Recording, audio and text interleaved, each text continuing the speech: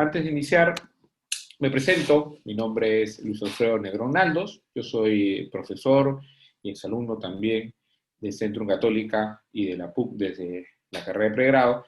Tengo ya 2 estudios en Centrum, tanto la maestría internacional con máster, así como el doctorado. Soy doctor en Administración General de Empresas y también especialista en temas de Big Data, tecnología de información, inteligencia artificial, mejora de procesos con Six Sigma. Ese ha sido mi campo de aplicación. El día de hoy vamos a presentar esta excelente maestría y algunos temas relacionados que quisiera llamar a la reflexión para poder dar un ambiente de lo que nos espera en un futuro muy cercano hacia los retos del supply chain y con ello también saber hacia dónde estamos preparando, ¿no? Porque parte de nuestra exigencia es lograr este desarrollo profesional, es que eso que tanto buscamos y que de manera propia les digo, yo también he buscado un desarrollo, un posicionamiento profesional y por eso siempre busco la mejor institución y de esta manera busco los mejores programas y que estén obviamente acorde con una realidad internacional y nacional a la vez.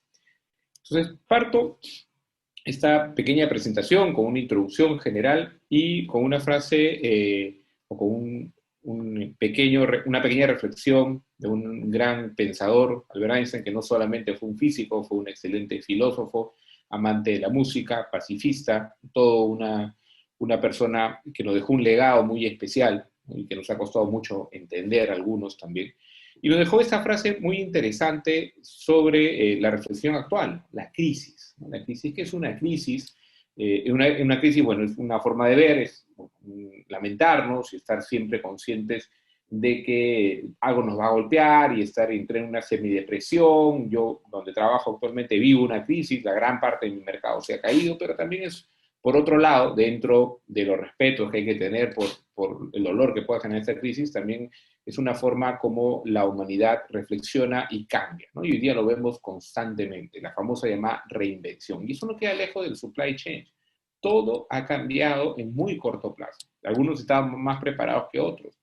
Empresas, familias, personas, profesionales, ¿no? Y acá es donde tenemos que comenzar a darnos cuenta qué podemos aprender de esta crisis, que tenemos que subirnos a nuevas tendencias, prepararnos, estar listos para la famosa reinvención, y si no, vamos a parecer lo que yo suelo llamar ser una empresa o un profesional walking dead, ¿no? Constantemente voy por ahí trabajando, viviendo, pero no progreso, ni obviamente ni salgo al mercado, ¿no? Me estanco, y eso no es lo que buscamos. Entonces, parte de lo que vamos a reflexionar hoy es sobre la crisis y cómo nos podemos preparar y cómo nos puede preparar esta maestría para lo que nos viene en el futuro, ¿no? Entonces quisiera comenzar tocando 2 elementos de reflexión acompañado de este concepto de la crisis, ¿no? Uno, el tema de la sostenibilidad, algo muy importante y que cada vez coge más fuerza y reflexionar sobre el tema, y el segundo, el tema de la inteligencia artificial, machine learning, algo que para algunos podría parecer muy lejano, para otros ya lo vemos en el día a día y les aseguro que está a la vuelta de la esquina. No es algo que vaya a demorar muchos años en llegar, y si nos quedamos sentados, no va a llegar, no va a arrollar. Entonces hay que estar un poco. Entonces quisiera hablarles un poco sobre la sostenibilidad. Es algo que toco porque el Perú tiene una particularidad muy interesante en el tema de sostenibilidad y que nos puede dar una competitividad como parte de una cadena mundial, ¿no? Las regulaciones medioambientales es algo que vamos a revisar, la promoción de los productos ecoamigables, cómo el Perú se puede convertir en parte de esta cadena a nivel mundial, el reforzamiento de las certificaciones como la ISO 14000 u otras que son certificaciones de productos. Entonces vamos a hablar un poquito sobre el tema medioambiental y cómo influye al supply chain. Ahora hablamos del green supply chain, ¿no? ¿Qué está pasando en el mundo? Bueno, el mundo ahorita ha dado una especie de burbuja, paréntesis, estamos muy golpeados por el tema de la pandemia, pero no deja de tener las vertientes que se venían pre-pandemia, van a acoplarse a la post-pandemia, y una de ellas es la preocupación de la humanidad por el tema sostenible. ¿Y por qué comencé diciendo el tema regulatorio? Bueno, sabemos que muchos países que son parte de nuestra cadena, inclusive el nuestro, una menor de nivel, pero todavía ya existe, hay regulaciones medioambientales. Y existen compromisos, ¿no? Ustedes saben que hace algunos años, ¿no? En Perú fue el encuentro del 20º COP mundial, fue acá en el país, y se asumieron una serie de compromisos a nivel mundial de impactar menos y buscar, por ejemplo, entre otras cosas, lo que se llama la cadena o la red o el giro de negocio o modelo de negocio carbono neutro, ¿no? ¿Qué significa esto? Que no impacta tanto en el ambiente o no impacta de manera negativa. Entonces, uno, porque son varios, uno de los retos, por ejemplo, es pensar cómo voy a integrar en mi cadena, en mi supply chain, cómo yo me voy a integrar dentro de la cadena desde el enfoque verde y la obligación, no tanto como sociedad, ¿no? Sino como parte de un futuro hacia la próxima generación que debo de contemplar. En ese sentido, nos vemos reforzados de que tenemos que tener dos elementos adicionales que tenemos que comenzar a proyectar en nuestras cadenas, ¿no? Ya no solamente proveedor, producción, cliente, ¿no? Ahora tengo que hablar también de recuperación y reciclado o reuso. Y ahí ya nos comenzamos a centrar, ok, tengo que preocuparme no solamente en gestionar una cadena sostenible, ecoamigable, sino ya comienzan a hablarse los tambores de la economía circular, el mayor incidencia del uso de reciclaje, la recuperación. Entonces comienzan a haber una serie de elementos importantes que se van dando. Solamente al final, porque yo creo que hay algunas preguntas en el chat, al final vamos a poder responder las preguntas sin ningún problema. ¿Sí? Entonces les comentaba esto porque nos llama a un punto importante de reflexión, ¿no? ¿Cómo me voy a integrar a esta tendencia? Europa vive en la tendencia mucho más fuerte, ¿no? Si yo, mi mercado, mi cadena, en algún punto van a decir, oye, este producto, si Perú no importa, Perú es abastecedor local, o es abastección de materias primas. Igual van a preocuparse de dónde viene toda la estructura para poder ver el impacto global. Entonces ya tengo que pensar no solamente en tener una cadena eficiente, ¿no? Comenzar a integrar elementos que me hacen pensar y recapitular cómo logro marcar un valor adicional. Otro tema importante que tenemos que ver es cómo esto el mundo lo regula. Y ahí le dije el tema de la oportunidad del país. Unos elementos que se tiene con mayor compromiso de estas COP. ¿Por qué menciono tanto las COP? Porque es el compromiso mundial. Nosotros estamos engranados en un contexto mundial y nos va a llegar de manera directa o indirecta estos compromisos. Y uno de los compromisos más importantes de estos elementos, de esas cumbres, aparte de las certificaciones ambientales, potenciar la compra sostenible, la construcción verde, el uso eficiente de energía, la conservación de agua, es la huella de carbono. Y hay un tema interesante, hay una oportunidad de valor. ¿Cuánto le cuesta a un país X comprar cada tonelada de carbono que uno debe de comprar para volverse carbono neutro? Carbono neutro es un tema interesante. Tú generas que en tu cadena contamina tanto, genera tanto CO2, o contamina, o contribuye al efecto invernadero, y ese equivalente tú terminas comprándolo las toneladas para preservar otros lugares o desarrollar otros lugares en el mundo que generen la conversión de ese CO2 en oxígeno, y entonces de esta manera te vuelves entre lo que se llama carbono neutro. ¿Por qué en el Perú es interesante esto? Por ejemplo, porque una tonelada de carbono en Europa está entre 20 y 25 dólares. En Perú está entre 3 a 4 dólares. Entonces, el país tiene un gran potencial de generar compensación de carbono a un nivel competitivo que otros países no lo tienen, y podemos convertirnos fácilmente en un centro interesante y generar valor y comenzar a buscar en mi cadena de abastecimiento qué elementos puedo yo certificar y dar valor para poder hacer más tentativo en productos. Y cómo, obviamente, tengo que pensar cómo puedo contaminar. Entonces, ahí ya tienes un elemento que tienes que ver con las luces en alta, desde atrás, no puedes estar viendo tu día a día, ¿no? Alguien tiene que preocuparse en ver, ok, esto se viene, me preparo hoy, cierro contratos en tal lugar, contribuyo con tal elemento de desarrollo sostenible, me voy preparando para que cuando esto ya sea un requisito de mi cadena, que lo va a hacer, o sea, eso no es algo que no va a ocurrir, va a ser en algún momento, yo ya estoy preparado, es más, llego primero al partidor que el resto.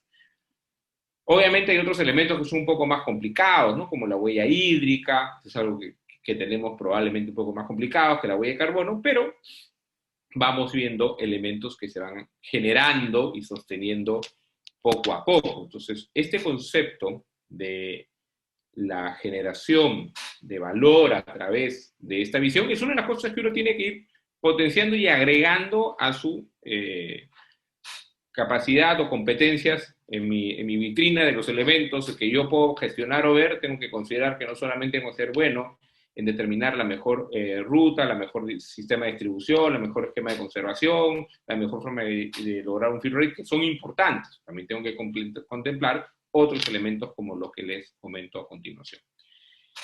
¿Cuál es la forma que se propone? ¿No? ¿Qué nos viene hacia adelante? La integración, definitivamente. Vamos a seguir en la ruta de la integración de la cadena de suministro, pero le vamos a agregar el concepto de la cadena de suministro verde y vamos a comenzar a medir el performance medioambiental. Desde este sentido, entonces mi relación de crecimiento va a tener que agregar esta variable. ¿Es la única variable? Definitivamente no. ¿Significa que tengo que olvidarme de mis elementos de performance tradicionales? Tampoco. Lo que tengo que hacer es complementar y buscar valor diferencial en este reto. Eso es algo que tenemos que ir gestionando y preparándonos paso a paso. Ahora, ¿qué sucede entre lo tradicional con lo nuevo? La gestión de la calidad. ¿Qué pasa en Perú con respecto a la gestión de la calidad? En Perú es parte de mi tesis doctoral, me obligó a desarrollar una investigación, que lo hice con mucho gusto, el tema del nivel de madurez de la gestión de calidad en Perú, ¿no? Y buscar empresas que contribuyan y me ayuden a medir el nivel de madurez fue toda una experiencia muy enriquecedora, pero me llevó a una conclusión de una escala del 1 al 5, que es la madurez, que mide qué tan bien están preparados tus procesos, en general en la industria peruana, que incluye todo, procesos de manufactura, la parte de la cadena, la distribución, estamos en promedio de nivel 3 a 3,5, dependiendo del rubro de negocio. O sea, estamos un poco lejos respecto a otros países. ¿Qué me dice esto?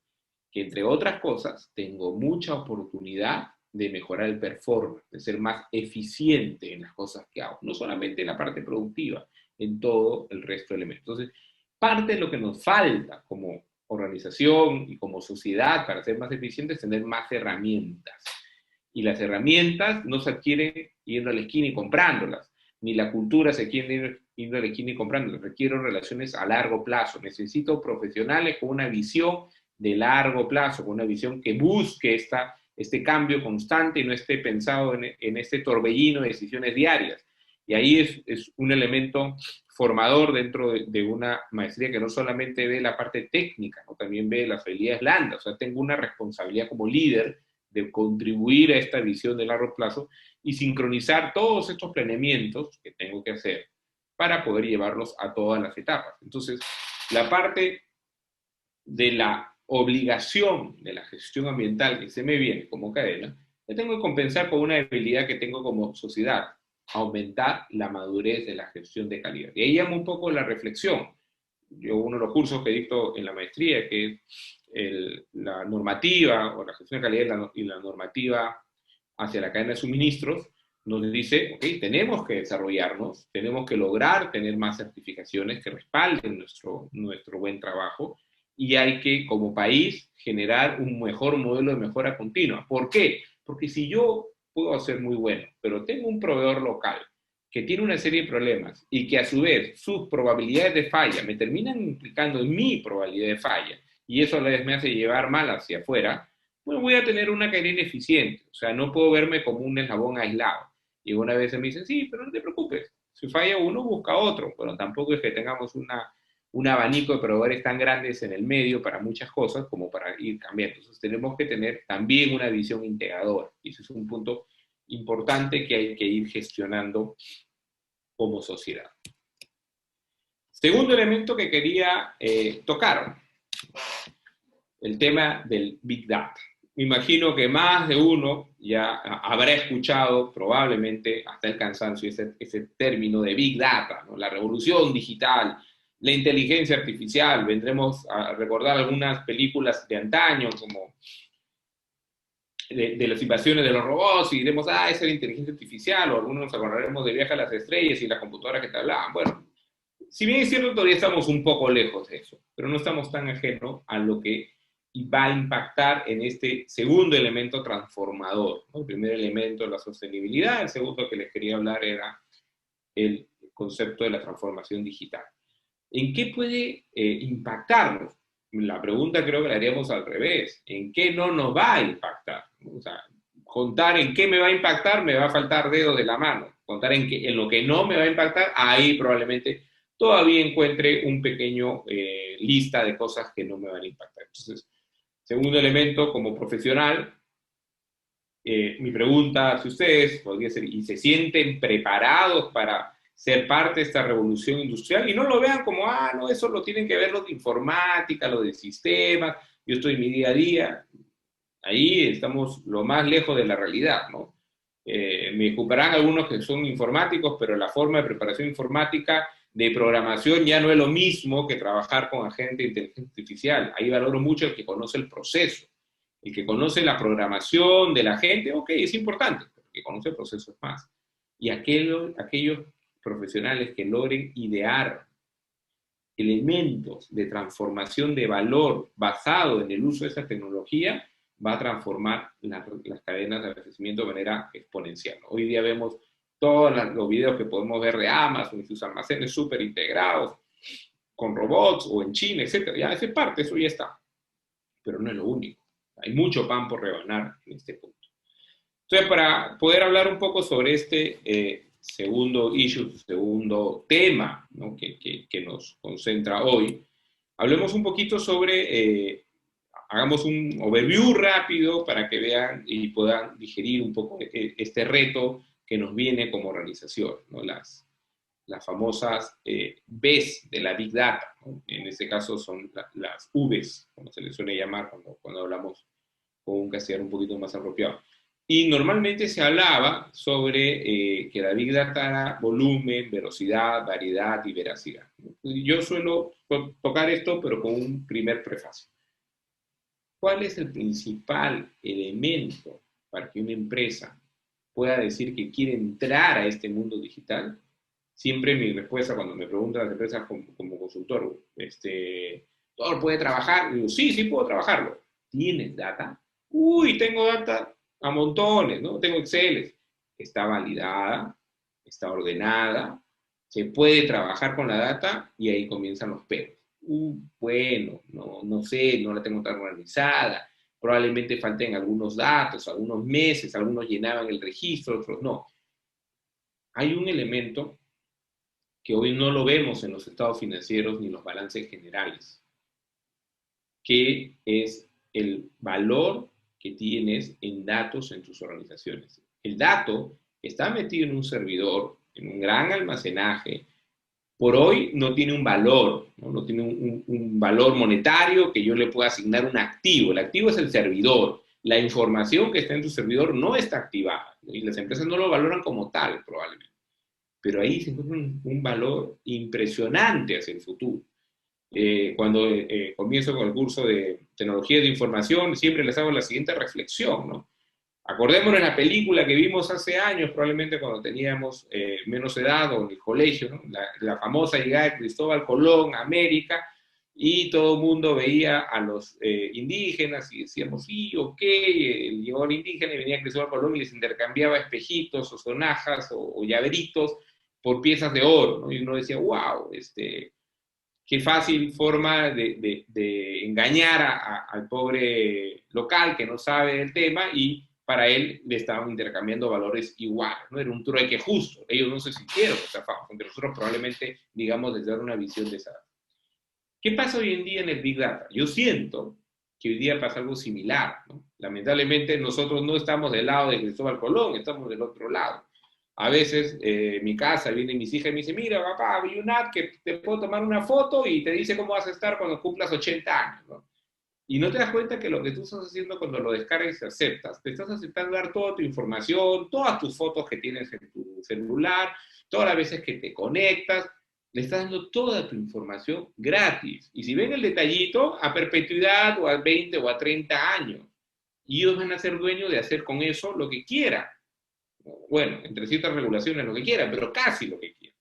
Y uno lo está dando gratis. O de repente me viene el app donde juego cualquier cosa, Ludo, ok, ya, pero también estoy dando mi información. Y más de uno nos ha haber pasado de que cuando ingresamos, no sé, hotel en Tarapoto, de repente todas las próximas semanas nos salen publicidades de Tarapoto, donde entremos, ¿no? En el comercio, entremos en Google, vayamos a buscar una imagen en YouTube, lo que sea nos va a aparecer siempre, porque el control de la información es muy importante. ¿A dónde viene esta reflexión? ¿Qué pasa en las empresas? Ya en el mercado, eso hoy día tiene un valor muy, muy fuerte. ¿Qué pasa en las empresas? Tu información tiene un valor muy fuerte también.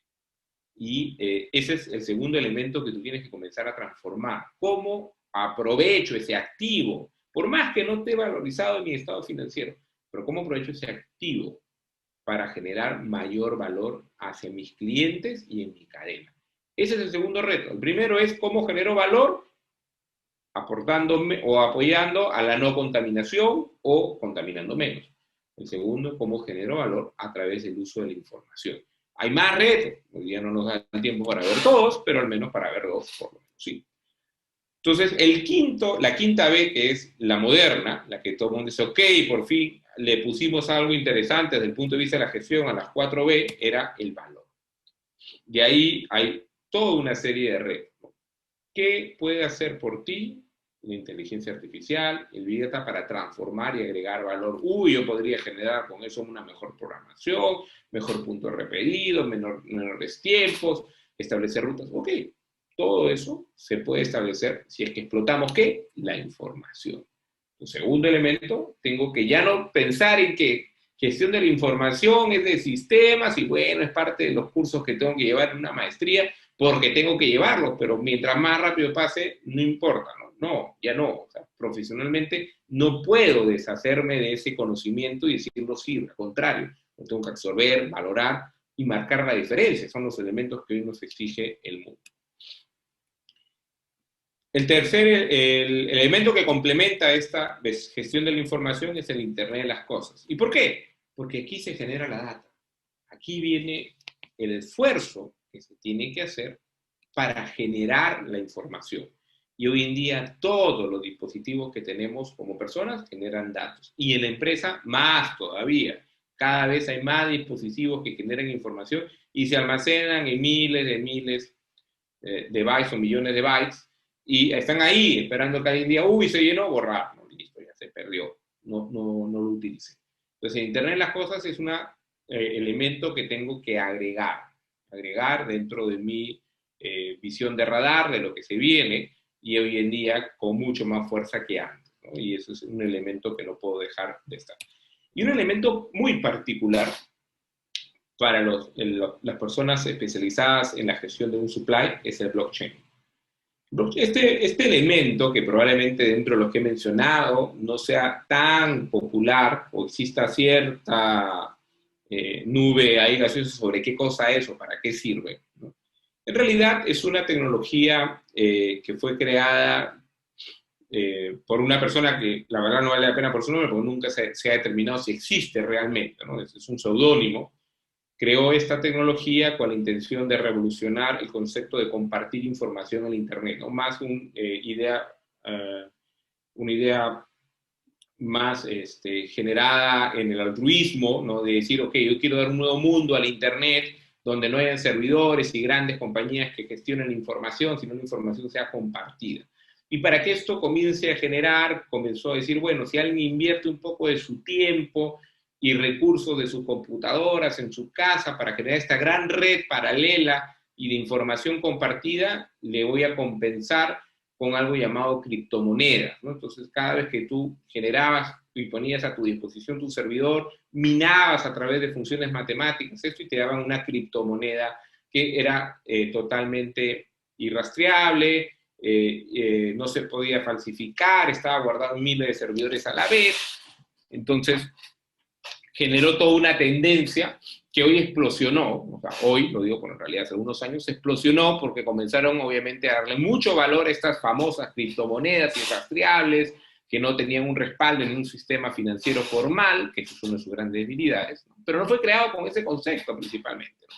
Pero llamó la atención lo interesante que es el hecho de que en realidad la información esté en todo, diseminado en toda la red, y que sea totalmente transparente a través de estos certificados de información que se convertirían, como dicen los expertos, en los nuevos notarios del mundo. O sea, cuando yo llego a un acuerdo contigo, proveedor o cliente, lo voy a poner en un blockchain y esto va a ser inmutable. Nadie va a poder cambiarlo, porque si alguien quiere hackear una máquina lo podrá hacer, pero tendrá 1/1000.000 de parte del documento. No hace nada. Tendría que hackear 1 millón de servidores y eso no lo pueden hacer. Entonces, el blockchain se ha convertido en la forma como transparento y genero una confianza hacia mi cadena de que la información es libre y transparente. Y dirán, bueno, eso es medio utópico, profesor, eso no se va a dar. ¿Qué empresa va a generar? Bueno, probablemente el cliente va a valorar más comprar un producto, leer un código de barras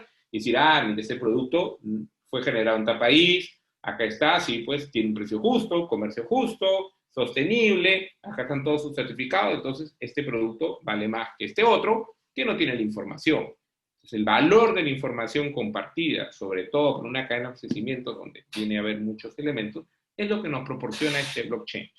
Hoy día se habla de uso de esta tecnología para encadenar toda una oferta de valor. Por ejemplo, que yo estoy en el mundo textil, hoy día se busca que aquella prenda que realmente es ecológica y yo pueda pedetear al cocodrilo del acoso y decirle, aquí está, esto fue hecho con algodón peruano y fue comprado a un precio justo y mire, ahí está el agricultor, lo estoy viendo, acá está su imagen y su foto, entonces te venden toda la trazabilidad. Eso es algo que hoy ya no solamente va a ser un elemento interesante, de discusión, qué interesante que esté el mundo, no, va a comenzar a ser una necesidad en muchas cadenas de abastecimiento. El mundo está cambiando, va a exigir más información, más transparencia. Entonces, el blockchain, solamente para dar un vistazo rápido, se genera una transacción entre dos partes, cosa que ya sabemos que existe, eso se transforma en un bloque de información, el bloque de información se divide en múltiples servidores, se generan los servidores donde se verifica la información y se genera lo que se llama un hash, que es una especie de candado criptográfico que hace que cualquiera que tenga el hash o el código del hash pueda saber toda la información, en este caso sigue el código de barras o el código QR, y finalmente tengo la transacción resguardada a través de hash y de manera inmutable. Como le dije, los famosos notarios. Hoy en día el comercio internacional se trabaja con unas reglas claras, con Incoterms, con una serie de cosas. El punto está en cuánto eso va a verse influenciado por esta otra tecnología. Y el tercer elemento, no menos importante, ya llegando un poco a esta reflexión final de estos dos elementos claves que tenemos que ir viendo, el primero, sostenibilidad, el segundo, la transformación digital, es la inteligencia artificial.